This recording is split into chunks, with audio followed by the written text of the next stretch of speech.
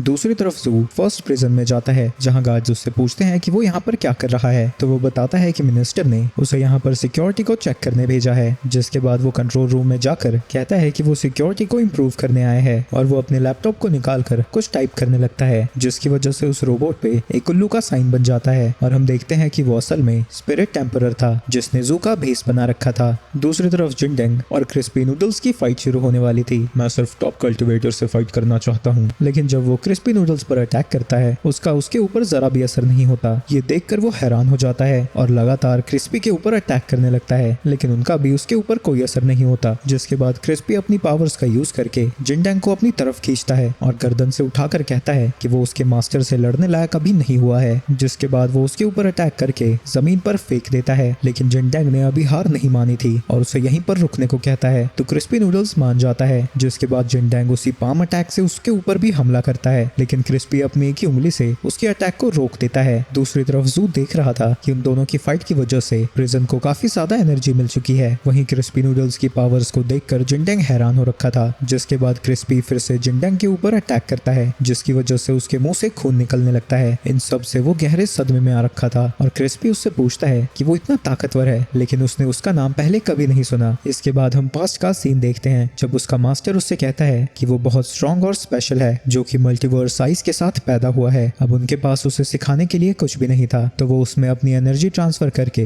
कहते हैं कि वो अपनी ताकत का यूज लोगों की भलाई के लिए करे। और अपने मास्टर की मौत के बाद उसने सभी लोगों की मदद करना शुरू कर दिया और दूसरे डायमेंशन में जाकर ट्रेनिंग की। इसके बाद डीमन इन्वेजन के दौरान वो मदद करने वापस अर्थ पर आया था, लेकिन उससे पहले ही टॉप कल्टिवेटर ने सभी डीमंस को हरा दिया था। इसलिए वो टॉप कल्टिवेटर से मिलना चाहता है, लेकिन टूर्नामेंट को ज्वाइन करने के बाद लोग उसे साइबर बुली करने लगे। वो खुद उस टॉप कल्टिवेटर से लड़ना चाहता है ताकि उसे जिंदगी भर उसकी परछाई में जीना ना पड़े, क्योंकि उसका गोल सभी लोगों को बचाना है। वो फिर से क्रिस्पी के ऊपर अटैक करने लगता है, लेकिन वो अपनी 2 उंगलियों का यूज करके उसके सभी अटैक्स को ब्लॉक कर रहा था। जिसके बाद वो उसे जमीन पर पटक देता है। दूसरी तरफ वैंग की मॉम ऑपरेशन थिएटर में है और बाकी लोग बाहर उनका इंतजार कर रहे हैं। वैंग वहां से बाथरूम जाने के लिए निकलता है, तो चैन और हाउ कहते हैं कि उसकी गैर हाजिरी में वो नुआन को प्रोटेक्ट करेंगे। दूसरी तरफ जिनडेंग जमीन पर पड़ा हुआ था और मिनिस्टर के साथ बैठा हुआ बंदा सोच रहा था, सारे लौंडे लपाटे इतने ताकतवर कब से होने लगे, इनकी उम्र में तो मैं बाबू सोना से बात करता था। तभी मिनिस्टर को रिपोर्ट मिलती है कि फर्स्ट प्रिजन के ऊपर अटैक कर दिया गया है और ये अटैक जू ने किया है, और अपन तो यहाँ है। वहीं प्रिजन के अंदर स्पिरिट लॉर्ड बाइजे के पास पहुंचता है और फॉर्मेशन में चेंज कर देता है, जिसकी वजह से जो एनर्जी उसे यहीं पर बंद रखने के लिए यूज होनी थी अब उसे फ्री करेगी। दूसरी तरफ हॉस्पिटल में एक पोर्टल खुलता है जिसके अंदर से ये थुलथुला व्यक्ति बाहर आता है। वैंग के दोस्त उसे रोकने की कोशिश करते हैं, लेकिन उसकी पावर्स की वजह से वो अपनी जगह से हिल भी नहीं पाते। वो अपनी पावर्स का यूज करके नुआन को लेने की कोशिश करने लगता है, जो कि अब पैदा हो चुकी है। दूसरी तरफ बाइजे भी फ्री हो चुका है और एक एनर्जी ब्लास्ट की वजह से टूर्नामेंट का बैरियर टूट जाता है। ये देखकर स्पिरिट टेम्परर पागलों की तरह हंसने लगता है, लेकिन तभी उसे बच्चे के रोने की आवाज आती है और उसी वक्त उसके पीछे वैंग आ जाता है। वो मेरी बहन की आवाज है, क्या तुम्हें सच में लगा था मुझे तुम्हारी हरकतों के बारे में पता नहीं लगेगा? वहीं वैंग ने पहले ही उस मोटो को वहां से हटा दिया है। तुम आखिर हो कौन? मैं सड़क छाप कुत्तों को अपना इंट्रोडक्शन नहीं देता। जिसके बाद वो उसे एक जोरदार पंच मारता है। दूसरी तरफ क्रिस्पी जिनडेंग से पूछ रहा था कि क्या वो अब भी लड़ना चाहता है, लेकिन तभी वैंग के पंच की वजह से स्पिरिट टेम्परर उनके बगल में ही गिरता है। स्पिरिट टेम्परर कहने लगता है कि वो उन सबको मार डालेगा, लेकिन तभी जिनडेंग उससे फाइट करने लगता है और उसे बड़ी जल्दी हरा भी देता है और अपने फिनिशिंग मूव के लिए उसी पाम अटैक का यूज करता है। जिसके बाद टीवी में न्यूज चलने लगती है कि स्पिरिट टेम्परर को जिनडेंग ने हरा दिया है। वहीं वैंग अपनी फैमिली के साथ था। सभी ने नुआन के लिए गिफ्ट भेजे थे और साथ में कुछ लिखा भी था,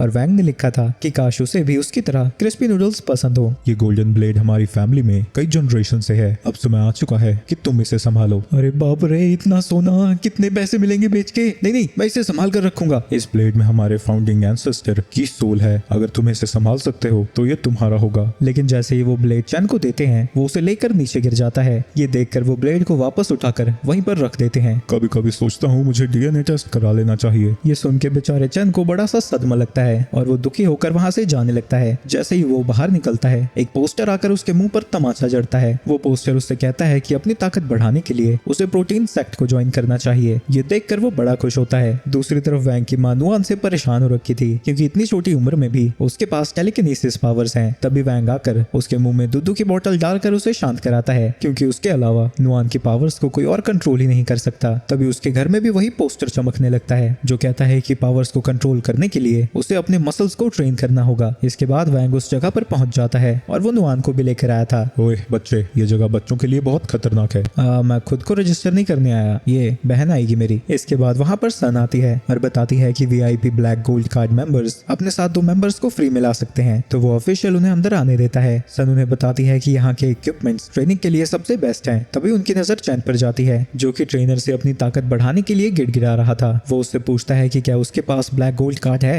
चैन कहता है कि उसके पास नहीं है, लेकिन वो ले लेगा। तुम्हें उसे खरीदने के लिए 1 मिलियन स्पिरिट स्टोन्स लगाने पड़ेंगे। ये सुन के वो हैरान हो जाता है। तभी सन बीच में आती है और कहती है कि चैन उसका दोस्त है और वो नुआन की तरह अपने कार्ड पर उसे फ्री में लाना चाहती है। ट्रेनर इसके लिए मान जाता है, लेकिन कहता है कि पहले चैन को 3 टेस्ट को कंप्लीट करना होगा। वही चैन कॉन्फिडेंट था कि वो टेस्ट में तो झंडे जरूर गाड़ेगा। इसके बाद वो एक पंचिंग बैग को पंच मारता है, जिसकी वजह से वो फट जाता है। अगर तुमने इस बैग को हिला दिया तो तुम पहले टेस्ट में पास हो जाओगे। ये एंशिएंट ब्लैक आयरन सैंड से भरी हुई है। कोई भी नेसेंट सोल स्टेट से नीचे का बंदा इसे मूव ही नहीं कर सकता। जिसके बाद जब चैन उसे पंच करता है, उसके हाथ की हड्डियों के टुकड़े टुकड़े हो जाते हैं। अबे दूध नहीं पीता क्या? उसे देखकर सभी लोग हंस रहे थे। जिसके बाद नुआन के टेस्ट की बारी थी, जो कि पंच मार के उस बैग को बिल्डिंग से बाहर निकाल देती है। लेकिन इससे पहले कि किसी को पता लगता, वैंग अपनी पावर्स का यूज करता है और बड़ी तेजी से वापस से बैग को लाकर उस दीवार को पूरी तरह से ठीक कर देता है। तो जब वो लोग पीछे मुड़ते हैं, सब कुछ नॉर्मल था। इसके बाद ट्रेनर सन को डेमोन्स्ट्रेट करने को कहता है और वो बड़ी आसानी से 50 टन की 2 प्लेट्स उठा देती है। चैन को लगता है कि अगर इसे सन जैसी पतली सुतली लड़की उठा सकती है तो वो भी उठा सकता है। लेकिन जब चैन वेट उठाने जाता है, वो बंदा सारी की सारी प्लेट्स को लोड कर देता है, जिसकी वजह से चैन कुछ भी नहीं कर पाता और थकावट की वजह से वहीं पर गिर जाता है। उसकी इतनी बुरी हालत हो जाती है कि दूसरे ट्रेनर को उसे माउथ टू माउथ देना पड़ता है। बेचारे का हाहाकार हो रहा है यार। वहीं जब ये सब चल रहा था, नुआन पीछे जाके आसानी से पूरे वेट को उठाने लगती है, लेकिन इससे पहले कि किसी को पता लगता, वैंग आकर उसे हटा लेता है। इसके बाद वो उसे एक बारबल के पास लेकर जाता है और बताता है कि इसमें उसके मास्टर की सोल है। इसे सिर्फ वही उठा सकता है जिसके दिल में जरा भी डर ना हो। उनमें से एक ट्रेनर को इसे उठाने में 5 साल लगे थे और दूसरे को 3 साल। ट्रेनर उससे कहता है कि अगर उसने इस वेट को कमर तक उठा लिया तो वो उसे पास कर देगा। ये सुन के चैन को अपने बाप की बात याद आने लगती है और साथ ही उन सब की भी जिन्होंने उसकी बेइज्जती की है। तब नुआन उसके कंधे पर हाथ रखती है और वैंग उससे कहता है कि वो ये कर सकता है। जिसके बाद वो अपना पूरा जोर लगाकर बारबेल को उठाने लगता है। ऐसा करते वक्त थोड़ी बहुत आवाजें आती हैं, पर वो भी उसके बारबेल उठाने में मदद कर रही थी। तभी नुआन जाकर एक डंबल को उठा लेती है और उसके साथ साथ चैन ने भी उस बारबेल को उठा लिया था। लेकिन नुआन की पावर्स की वजह से उसने पूरी की पूरी बिल्डिंग को ही हवा में उठा दिया था। ये देख के वैंग बाहर निकलता है और इससे पहले कि किसी को पता लगता, वो बिल्डिंग को वापस से नीचे उतार देता है। वहीं अंदर सभी लोग चैन के लिए तालियां बजा रहे थे, क्योंकि उसने पहली बार में ही बारबेल को उठा लिया था। वहीं वो ट्रेनर खुशी के मारे उसे गले लगा लेता है, लेकिन उसके छाती में से इतनी ज्यादा खुशबू आ रही थी कि वो बेचारा बेहोश हो जाता है। रात को ट्रेनर अकेला था और सोच रहा था कि उसे अपने सेक्ट का सक्सेसर मिल चुका है, लेकिन तभी उसके पीछे बाइजे आता है और वो उसके ऊपर अटैक करके उसे एक डॉल में बदल देता है, जो कि उसके छाते जैसे वेपन पर लटकी हुई थी। दूसरी तरफ चैन अपने बापू को वही कार्ड दिखा रहा था और कहता है कि अब वो उस ब्लेड को उठा सकता है, लेकिन जब वो उसे उठाने की कोशिश करता है, इस बार वो अपनी कमर तोड़वा लेता है। इसके बाद हम वैंग की फैमिली को देखते हैं, जहाँ पर वैंग के पप्पा ने नुआन के लिए एक तलवार खरीदी थी, लेकिन नुआन को ये जरा भी पसंद नहीं आता और वो उसे पकड़कर नीचे फेंक देती है, जिससे वो टूट जाती है। इस पे मैंने बहुत सारे पैसे खर्चे थे, पता नहीं अमेज़न वाले इस पे रिटर्न लेंगे भी या नहीं लेंगे, बोल दूंगा ये ऐसे ही डिलीवर हुआ था। वैंग उन्हें बताता है कि नुआन की स्पिरिचुअल पावर्स को कोई भी नॉर्मल तलवार हैंडल नहीं कर सकती, तो वो इसके लिए खुद ही तलवार का इंतजाम करेगा। दूसरी तरफ प्रिजन में हम शुआन को देखते हैं, जिससे कि 2 गार्ड्स जेल के अंदर डाल रहे थे। वो कहता है कि एक बार वो बाहर निकला तो वो उन दोनों को मार देगा, लेकिन तभी वहां पर बाइजे आता है और उन दोनों गार्ड्स को मार देता है। जिसके बाद वो शुआन को खींच के लात मारता है और उससे पूछता है कि वो स्वॉर्ड इमॉर्टल का स्टूडेंट है, तो उसे पता ही होगा कि डीमन स्वॉर्ड कहाँ पर है। ये बताने के बाद मुझे क्या मिलेगा? लेकिन बाइजी उसकी बकबक नहीं सुनता और उसे भी डॉल में बदल देता है, जिससे जब वो नीचे फेंकता है, वो उसकी सारी बात मान रहा था और वो उससे कहता है कि वो उसे डीमन स्वॉर्ड की तरफ ले चले। दूसरी तरफ वैंग लिन की स्वॉर्ड स्पिरिट के पास था। वो बताती है कि स्वॉर्ड स्पिरिट बनाना बहुत लंबा काम है। अगर नुआन को स्वॉर्ड स्पिरिट चाहिए तो उसे तलवार चलाना सीखना होगा और उसके साथ समय बिताना होगा। ऐसा करने के कई सालों बाद ही मिस्टिक रेल्म से कोई स्वॉर्ड स्पिरिट उसके पास आएगी। फ्रॉगी कहता है कि क्यों ना वो लोग खुद ही स्वॉर्ड स्पिरिट मिस्टिक रेल्म में चले जाएं। वो बताती है कि उसकी एंट्रेंस यहीं पर है, लेकिन वो ऑटोमेटिकली हर 2000 साल में खुलती है और अगली बार वो 1000 साल बाद खुलने वाली है। इतना परेशान क्यों होती हो बेब्स, मैं हूं ना। जिसके बाद वैंग अपनी तलवार को बाहर निकालता है, जिससे जिंगबाई की स्पिरिट बाहर आती है, जो कि ऑरा फार्म करता हुआ उस स्पिरिट से आगे बढ़ता है और वैंग से पूछता है कि उसके लिए क्या हुक्म है। हम स्वॉर्ड स्पिरिट रेल्म में जा रहे हैं। ये सुनते ही जिंगबाई एक स्लैश करता है, जिसकी वजह वजह से उस रम के लिए एंट्रेंस खुल जाती है और वो सब उस स्वॉर्ड स्पिरिट रेल्म में पहुंच जाते हैं, जहां वो कहती है कि उसने पहली बार किसी को डायरेक्टली यहाँ घुसते हुए देखा है। तो तुमने अपने मास्टर को यहाँ से धक्का दिया था, तो डीमन स्वॉर्ड की स्पिरिट भी यहीं पर सील होगी। जिसके बाद वो डीमन स्वॉर्ड की स्पिरिट को समन करता है और उसके अपने सामने आते ही अपने सभी डॉल्स को एक साथ उसके ऊपर फेंक देता है और वो उसके ऊपर अटैक करने लगते हैं, लेकिन वो स्वॉर्ड स्पिरिट एक ही झटके में उन सबको हटा देती है। जिसके बाद बाइजे अपनी बाकी की डॉल्स को भी उस पर अटैक करने के लिए भेज देता है, जिन्हें वो कुछ देर में डिफ्लेक्ट तो कर देता है, पर उसकी पावर्स अब कम हो चुकी थी, तो वो फिर से अपने वेपन का यूज करके उसे भी डॉल में बदल देता है। वहीं स्वॉर्ड सिस्टर जगह को देखकर हैरान थी, क्योंकि जब पिछली बार वो यहाँ पर आई थी, यहाँ पर बहुत सारी छोटी छोटी स्वॉर्ड स्पिरिट्स थी, तभी उनके ऊपर एक फायरबॉल से अटैक होता है, लेकिन जिंगबाई बीच में आकर उस फायरबॉल को डिफ्लेक्ट कर देता है। लेकिन उसके तुरंत बाद ही वहाँ पर एक ड्रैगन की स्पिरिट आती है, तो वैंग जिंगबाई का हाथ पकड़कर उसे ड्रैगन की तरफ फेंकता है और जिंगबाई उसे एक मुक्का मार के उसका एक टुकड़ा नीचे गिरा देता है। ये सब देखकर स्वॉर्ड सिस्टर हैरान हो जाती है। क्या तुम्हें ये सब देखकर हैरानी नहीं हुई? नहीं बेड़ो, अपन को तो अब इन सब की आदत हो गई है। वहीं उस ड्रैगन के जाने के बाद सारे छुपी हुई स्पिरिट्स बाहर आने लगती हैं। ये स्वॉर्ड स्पिरिट्स अभी इन्फेंट्स हैं और वैंग सोचने लगता है कि नुआन के लिए इनमें से सबसे बेस्ट स्पिरिट कौन सी होगी, लेकिन उसे समझ नहीं आ रहा था। दूसरी तरफ हम इस मुसीबत की पोटली को देखते हैं, जिससे उसकी माँ कहती है कि बारिश होने वाली है, तो उन्हें अंदर जाना चाहिए। तभी एक तितली उसके इर्द गिर्द मंडराने लगती है और वो उसके ऊपर लेजर से अटैक करने की कोशिश कर रही थी, पर गलती से वो लेजर एक घास पर जाकर लग जाता है और ये कौन सी मुसीबत खड़ी करने वाला है, ये तो बाद में ही पता चलेगा। दूसरी तरफ वो ड्रैगन फिर से वापस आता है, जिसे देखकर सारी स्पिरिट्स डर कर चली जाती हैं, लेकिन वैंग कहता है कि उन्हें डरने की जरूरत नहीं है और उनके ऊपर अपनी पावर्स का यूज करके उनसे ही उस ड्रैगन के ऊपर अटैक करता है। वहीं उनमें से एक स्पिरिट जरा भी नहीं डर रही थी और वो थोड़ी बहुत स्ट्रेचिंग करके उस ड्रैगन पर खुद ही अटैक करने के लिए तैयार हो जाती है और उसके ऊपर अटैक करके उसका एक और टुकड़ा गिरा देती है और अब वैंग को नुआन के लिए स्पिरिट मिल चुकी थी। दूसरी तरफ बाइजी आसमान में उड़ रहा था और डीमन स्वॉर्ड की स्पिरिट को समन करता है, लेकिन उसकी फटीचर हालत को देखकर बाइजी हैरान हो जाता है, लेकिन फिर भी वो अटैक करने के लिए कहता है और ये अटैक वो वैंग के घर पर कर रहा था। दूसरी तरफ वैंग उस स्पिरिट से पूछता है कि क्या वो उसकी बहन की स्वॉर्ड स्पिरिट बनेगी। ये सुन के वो स्पिरिट बहुत खुश होता है और खुशी के मारे उछलने लगता है। वहीं फ्रॉगी ये सोच रहा था कि ये टिंगू भला नुआन को कैसे प्रोटेक्ट कर सकता है। ये सुन के स्पिरिट को गुस्सा आ जाता है और वो उसे घुमा के मुक्का मारता है। तभी वो स्वॉर्ड स्पिरिट अचानक से चमकने लगता है और वहां से गायब हो जाता है। हम देखते हैं कि उसे नुआन ने समन किया था अपनी पावरफुल स्वॉर्ड घास का यूज करके। वहीं उसी स्वॉर्ड स्पिरिट को अपने सामने देखकर डीमन स्वॉर्ड स्पिरिट की हालत खराब हो रखी है, जिसके बाद नुआन की स्पिरिट उसकी बुरी तरह से कुटाई कर देती है। वहीं ये सब देखकर बाइजी भी वहां से चला जाता है। आगे नुआन स्वॉर्ड स्पिरिट के साथ खेल रही थी और वैंग को अब समझ आने लगा था कि उस उम्र में जितनी उसकी ताकत थी, उसकी बहन की उससे कई गुना ज्यादा है। आगे स्पिरिट एम्परर अपने फॉलोअर्स के पास जाता है, जो ये देखकर खुश थे कि वो अभी तक जिंदा है, लेकिन तभी वो एक की गर्दन पकड़ लेता है और बाइजी पीछे से आकर कहता है कि अब उनका एम्परर उसके कब्जे में है।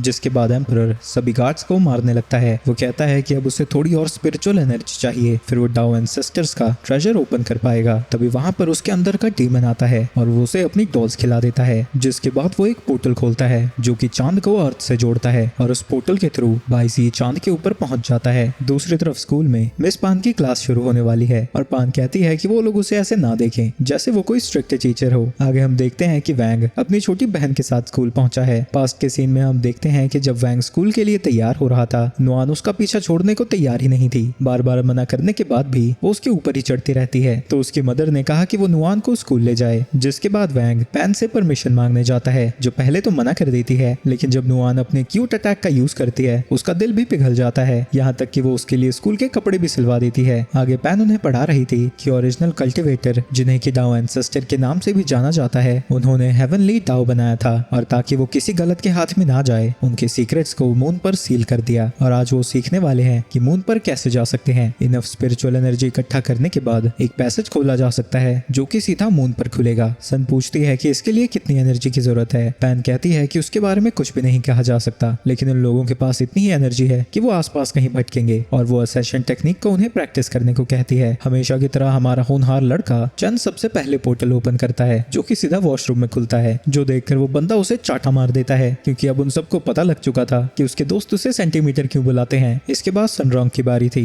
जो कि टीचर के ऑफिस तक का पैसेज खोलती है, जो देखकर पान हमेशा की तरह उसकी तारीफ करती है। जिसके बाद वो नुआन के पास जाती है। ओले ले ले, कितना प्यारा बच्चा है, तुम्हें कुछ समझ में आया? वो हाथ में ब्रश लेकर कुछ ड्रॉ करने लगती है, जो देखकर पैन कहती है कि वो बहुत ज्यादा समझदार है। तभी उनके स्कूल के बाहर एक अजीब सी रोशनी दिखाई देने लगती है और जब ये सब घटना घट रही थी, नुआन ने अलग ही डायमेंशन में एक पोर्टल खोल दिया है, लेकिन इससे पहले कि किसी की नजर उस पर पड़ती वैंग उसे बंद कर देता है। वहीं उन सबको समझ नहीं आ रहा था कि वो लाइट आखिर है क्या। दूसरी तरफ बाइजी और डीमन मून पर पहुंच चुके हैं, जहां के गार्ड्स बोलने लगते हैं कि हेवनली डाउ के गेट्स को बिना पूछे ओपन करने की हिम्मत किसकी हुई। तभी बाइजी अपनी डॉल्स को बाहर निकालकर उनके ऊपर अटैक करने के लिए भेज देता है। इसके बाद हम फिर से स्कूल में पहुंचते हैं, जहां सभी स्टूडेंट्स स्वॉर्ड थ्रो करने की प्रैक्टिस कर रहे हैं। सनरोंग बिल्कुल ही सेंटर में थ्रो करती है। वहीं दूसरी तरफ हाउ को 8 पॉइंट्स मिलते हैं, लेकिन जब चैन की बारी थी वो बोर्ड की जगह तलवार को आसमान में फेंक देता है तो टीचर उसे फेल कर देते हैं। वहीं नुआन अपनी घास से ही निशाना लगाने की कोशिश कर रही थी। दूसरी तरफ चांद पर बाइजे की आर्मी ने सभी गार्ड्स को हरा दिया है और वो अंदर जाने लगते हैं, लेकिन दरवाजा खुलते ही एक बड़ा सा हाथ आकर बाइजी को पकड़ लेता है। दूसरी तरफ वैंग को भी फेल कर दिया गया है। इसके बाद तलवार को थ्रो करने की नुआन की बारी थी, हालांकि उसकी तलवार घास है। वहीं सन और वैंग हाई फाइव करते हैं, क्योंकि वैंग ने अपनी पावर को कंट्रोल करके बिल्डिंग को टूटने से बचा लिया है। तुम उसे ताली क्यों दे रही हो? फेल हुआ है वो, खुश होने वाला क्या है इसमें? वहीं नुआन के घास हिलाने की वजह से वहां पर इधर उधर तबाही मचने लगती है। वैंग उसके अटैक को ब्लॉक करने की कोशिश करता है, लेकिन वो बहुत ज्यादा पावरफुल थी तो वो उसे आसमान की तरफ डिफ्लेक्ट कर देता है। वहीं इन सब चीजों के दौरान नुआन कुछ ज्यादा ही खुश हो रखी थी और जो अटैक तो वैंग लिंग ने डिफ्लेक्ट किया था वो जाकर मून को लगता है और साथ को काट देता है, जिसे बाइजी ने पकड़ के रखा था। यहाँ पर हुआ क्या? चाहे कुछ भी हो, एक बार मैं अंदर चला गया तो मैं अमर हो जाऊंगा। इसके बाद हम वे ऑफ हेवन, जिसे कि हेवनली डाउ भी कहा जाता है, वहाँ का सीन देखते हैं, जहाँ पर उन सबको पता लगता है कि एंसेस्टर का ट्रेजर किसी ने खोल दिया है। तभी वहाँ पर बाइजी आ जाता है। यहाँ पर बिना परमिशन के आने की तुम्हारी हिम्मत कैसे हुई? जिसके बाद वो मैजिक का यूज करके खुद को ट्रांसफॉर्म कर लेता है और बाइजी को चेन से बांध देता है। ये धीरे धीरे तुम्हारी सारी मैजिक एनर्जी को खत्म कर देगा। लेकिन बाइजी सारी चेन्स को तोड़ देता है और उसकी गर्दन को पकड़कर उसे एक मैजिक स्टोन में बदल देता है। बाकी सब भी ट्रांसफॉर्म होकर बाइजी के ऊपर अटैक करने जाते हैं, लेकिन वो अपनी एक ही अटैक से उन सबको हरा देता है। जिसके बाद वो उसी की चेन का यूज करके उन सबको भी स्टोन्स में बदल देता है, लेकिन वो एक को छोड़ देता है और कहता है कि अब हेवनली डाउ उसके कब्जे में है। वो अपनी खून की बूंद नीचे गिराता है और कहता है कि अब बदले का समय है। दूसरी तरफ वैंग और उसके दोस्त दुकान पर सामान खरीद रहे थे, तभी टीवी पर बाइजी आता है। मैं बाइजी हूँ, मॉडल वर्ल्ड का टॉप कल्टीवेटर। 2 क्रिमिनल्स जेल से भाग गए हैं, इन्हें 10,000 साल की सजा मिली थी।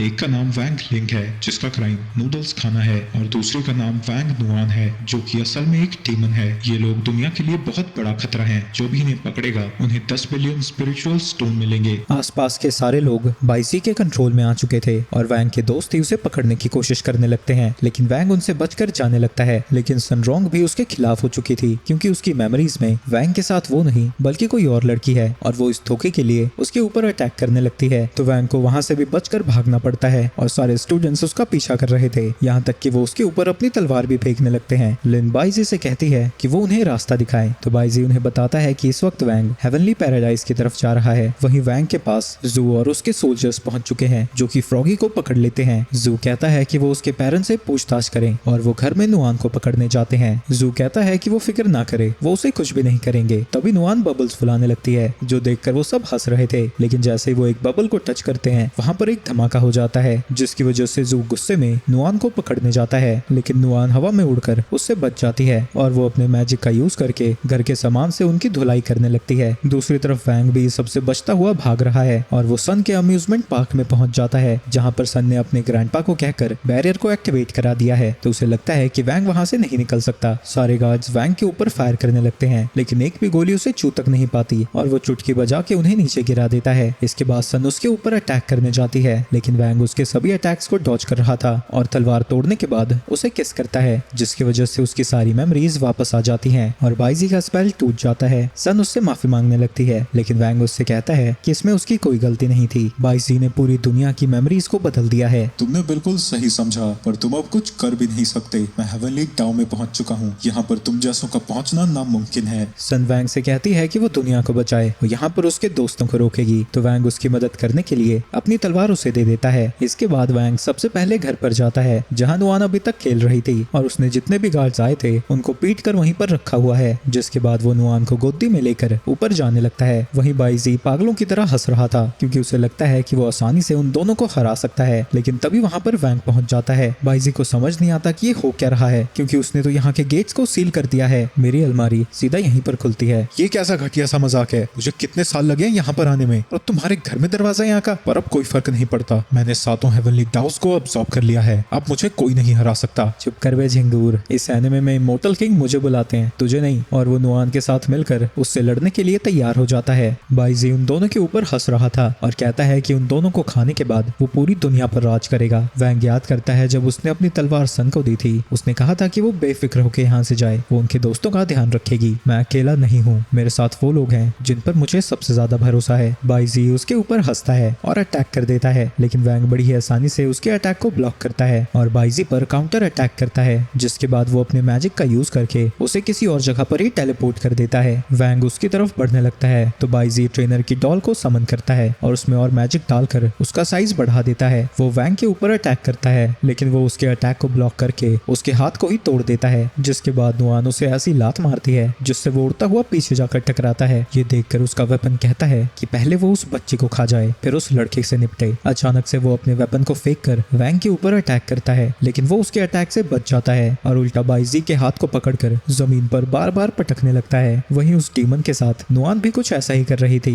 और काफी सारी पिटाई खाने के बाद वो वापस से अपने ओरिजिनल फॉर्म में ट्रांसफॉर्म हो जाता है। बाइजी कुछ डॉल्स को खा लेता है, जिससे उसकी सारी एनर्जी वापस आ जाती है। तुम्हारी बहन अभी ही पैदा हुई है, लेकिन उसकी स्पिरिचुअल एनर्जी कमाल की है, उसे खाने के लिए मैं और ज्यादा तड़पने लगा हूँ। जिसके बाद वो डीमन स्वॉर्ड को समन करता है, जिसके बाद नुआन अपनी तलवार को वैंग को देती है और वो उसके एक ही स्लैश से उस डीमन स्वॉर्ड को खत्म कर देता है। इसके बाद बाइजी डाओ एंसेस्टर के अवतार को समन करता है, जिसके पास 3000 हेवनली डाओ है। मैं तुम्हें दिखाता हूँ हमारी ताकत में कितना ज्यादा फर्क है। वैंग अपनी सील को हल्का सा हटा देता है और वो उसके जैसे एक नहीं 5-6 सिंबल्स का यूज कर रहा था। तुमसे किसने कहा कि मेरे पास सिर्फ 3000 हेवनली डाओ है। जिसके बाद नुआन भी अपनी पावर्स का यूज करने लगती है और उस एवतार को पकड़ लेती है। बाइसी को यकीन नहीं होता कि नुआन ने अपना ही अलग डाओ बना रखा है। जिसके बाद वैंग लिंग अपनी पावर्स का यूज करके बाइजी को अपनी तरफ खींचता है और उसे पकड़कर आसमान में कूद जाता है और सीधा जमीन पर दे मारता है। मुझे लगा था 3000 हेवनली डाउ ही लिमिट होती है, मैंने कभी नहीं सोचा था कि तुम्हारे पास इतने सारे डाउ के सील्स होंगे। इसके बाद बाइजी उसे बातों में उलझाने लगता है और इसका फायदा उठाकर उसका वेपन पीछे से नुआन को पकड़ लेता है, जिसे तुरंत ही बाइजी खा जाता है। ये देखकर गुस्से में वैंग उसके ऊपर अटैक करने लगता है, लेकिन तभी वो रुक जाता है क्योंकि बाइजी कहता है कि अगर उसने उसे कुछ भी किया तो उसके साथ उसकी बहन भी मारी जाएगी। इसके बाद हम बाइजी की मेमोरीज को देखते हैं। जब उसका मास्टर उसे कहीं लेकर जा रहा था तभी वहाँ पर नुआन भी पहुंच जाती है और वो ये सारी चीजों को देख रही थी। उस बच्चे को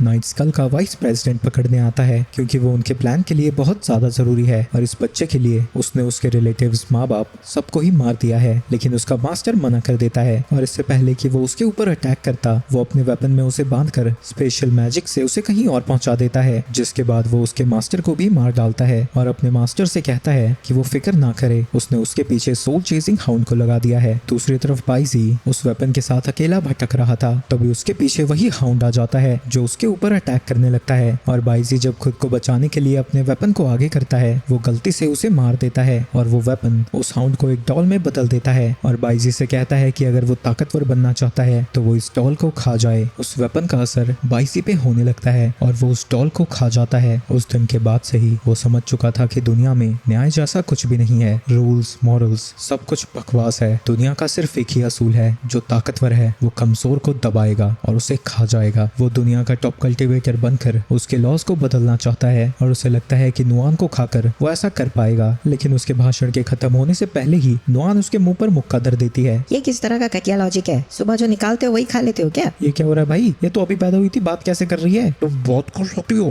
मैं एक प्यारी सी नन्ही मुन्नी सी बच्ची बन के रहना चाहती थी, पर लगता है तुम्हारे माँ बाप ने तुम्हारी कुटाई नहीं की है। मुझे ही तुम्हें सब कुछ सिखाना पड़ेगा। तुम्हारे लॉजिक के हिसाब से अगर मैं तुम्हारी कुटाई करती हूँ तो मैं तुम्हें खा सकती हूँ, फिर सारी गलतियों की एक सजा होती है, लेकिन तुमने मासूमों के खतरे में डाला है। तुम हंसते भी बदतमीजों की तरह हो, तुम्हें तो पीट पीट के समझाऊंगी मैं। जिसके बाद नुआन उसकी कुटाई करने लगती है, जिसकी वजह से एक एक करके उसने जितनों को भी खाया था वो बाहर आने लगते हैं। हाँ, और इसके साथ साथ उसके 2-3 दांत भी बाहर आ रहे थे। वहीं ऐसा होता हुआ देखकर वैंग भी उसकी कुटाई करने लगता है और हर पंच के साथ उसके पेट से एक नया प्राणी बाहर आ रहा था। तो अंदर से उसे नुआन पीट रही थी और बाहर से वैंग, और इन दोनों भाई बहनों की कुटाई की वजह से धीरे धीरे करके जितने भी सोल्स को उसने खाया था वो बाहर आने लगते हैं। जिसके बाद अपने आखिरी पंच के साथ नुआन भी उसके पेट से बाहर आ जाती है। इसके बाद जब वैंग उसके वेपन को पकड़ता है वो उससे भी कहने लगता है कि क्या वो ताकतवर बनना चाहता है, उसे बस उसके साथ एक कॉन्ट्रैक्ट बनाना है और वो उसे दुनिया का सबसे ताकतवर इंसान बना देगा। लेकिन वैंग उस वेपन को ही तोड़ देता है, जिसकी वजह से उसके अंदर का डीमन भी जलकर खत्म हो जाता है। आगे जब हेवनली डाउ के बंदे जागते हैं वो वैंग लिंग को सेज लिंग कह के बुलाते हैं और उन्हें बचाने बचाने के लिए उसका शुक्रिया अदा करते हैं। वैंग उनसे कहता है कि वो लोगों की मेमोरीज को वापस से ठीक कर दें और दुनिया को वापस से पहले जैसा कर दें। जिसके बाद वो सन रॉन्ग के पास वापस जाता है, जहाँ वो देखता है कि उसने सबकी कुटाई करके रखी है और सब बेचारे टूटी फूटी हालत में पड़े हैं। वैंग सन का शुक्रिया अदा करता है क्योंकि जब पूरी दुनिया उसके खिलाफ खड़ी थी, सिर्फ वही अकेली उसके साथ थी। सन कहती है कि इसके लिए तो उसे कोई रिवॉर्ड मिलना चाहिए और वो किसी करने के लिए अपना मुंह आगे बढ़ाती है। वैंग थोड़ा सा हिचकिचाता है, लेकिन वो भी उसकी तरफ बढ़ने लगता है। लेकिन ऐन वक्त पर उनके बीच नुआन अपना मुंह ले आती है। दूसरी तरफ बाइसी को वापस से फर्स्ट प्रिजन में बंद कर दिया गया है। तभी जू के पीछे से